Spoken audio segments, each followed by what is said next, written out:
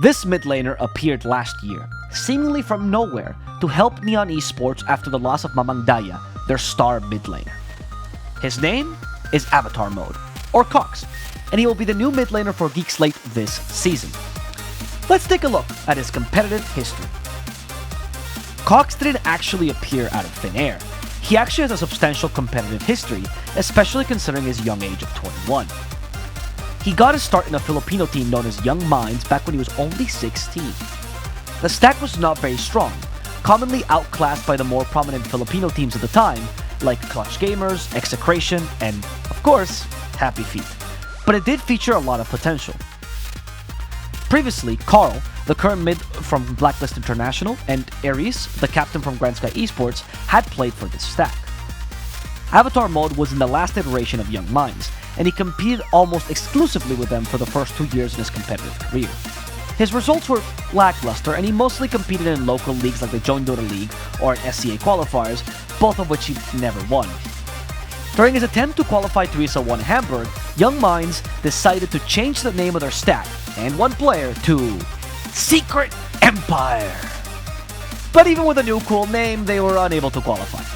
Having tried everything in his arsenal, Avatar Mode decided to take a break to finish his high school studies.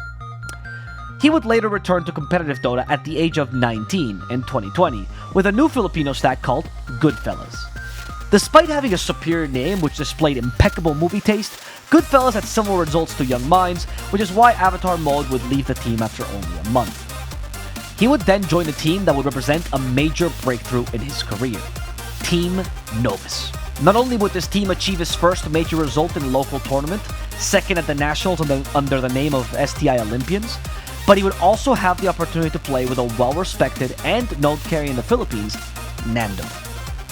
From then on, Avatar Mode started getting smaller opportunities as a stand-in, and he would eventually play all of 2021 under Alpha Esports Pro, a Filipino team that would compete mostly in local, small tournaments with okay results.